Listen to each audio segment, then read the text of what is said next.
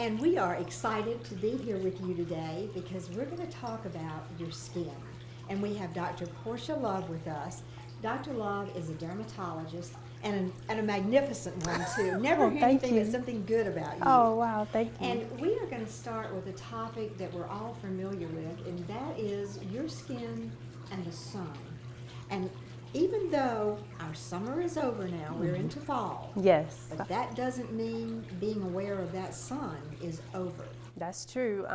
Montgomery gets a lot of sun, so even though we don't see the sun outside, it's still important to protect yourself from the sun because the sun can cause a lot of damage to your skin. And so basically everyone should wear sunscreen with an SPF of 30 or above.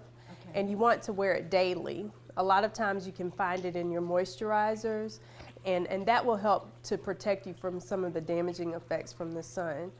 We still get a lot of sun exposure even though we're going into the fall, and sunscreen is the first barrier against that sun. Makeup is also good as well. That's good. Makeup is very good, but sunscreen is key. You want to make sure that the sunscreen says SPF of 30. And so if you are getting a moisturizer with sunscreen in it, you want to make sure that sun protection factor or that SPF has 30 in it. Because we have people ask all the time, is it even better if it's above 30? It is. Is 30 the best? Or? 30 is the baseline that everyone should have. But what I do say is if a person has had a lot of skin cancers, if they've had precancers, if they have a lot of discoloration on the face from the sun, then you may want to do like an SPF of 50.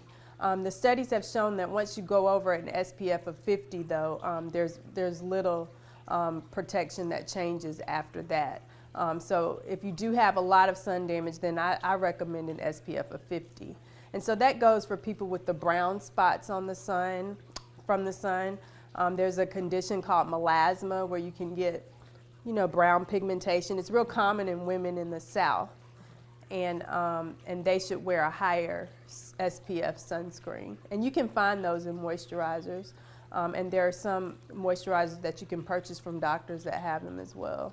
But the other question that I frequently have is, if I put on my sunscreen, I put on my makeup, then am I good for the day? Is a one-time application all right if I'm not swimming? Yes, if you're not swimming, you're not sweating a lot, then a one-time daily application is okay. Now, if you sweat a lot, if you're swimming, or if you're outside in the sun a lot, you do need to reapply after 2 hours. Okay.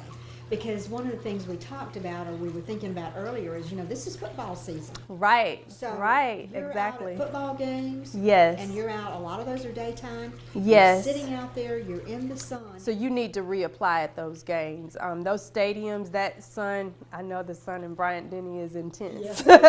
And I've gotten sunburned in October. And so you do need to reapply sunscreen. You have to make sure it matches whatever they allow in the stadium. But because you'll get burnt. I have so many patients that coming from games, coming from baseball games, soccer games, that are burnt. And you do have to reapply. And you want to make sure you reapply your children as well. Oh, especially those little Yes. ones. Because you can just walking from your front door to your car Yes. or to the grocery store. Yes. People I think don't understand, and those of us who are a little older, we used to get out in the sun, Dr. Love, with iodine and baby oil, and we looked like a brownie by the time we got off the beach. Yeah. And thought that was just wonderful. Yeah, well, we're paying the price now. And the other thing that I think is important that I'm sure you see too is most of us just think about sun in the face. That's really not enough. That is not true. That's an excellent point. And some of the skin cancers that occur, they can occur on the legs, they can occur on the feet, they can occur on the bottom of the hands and the feet. And my patients always ask me, I don't get sun right here, but a lot of times sun, it has a field effect. And so if you get a lot of sun, you can pop up with moles anywhere on your body, or skin cancers anywhere on your body. So that's absolutely correct. And when I talked about reapplying, you want to do the back of your neck, your back, your legs, your arms, when you're outside at those games and things like that. I see a lot of people playing golf that have their ears burned. Yes. Just, you need to watch out for that too. Yes. Well, listen, thank you so Oh, much. you're welcome. Because you know what? This is the only skin you've got. That's right. It's the largest organ And- in the body. And we need to take care You of it. do, And thank you you for do. the information. Oh, you're welcome. And we'll have more for you next week. We're going to keep you healthy and keep you good looking. Stay with us. We'll be right back.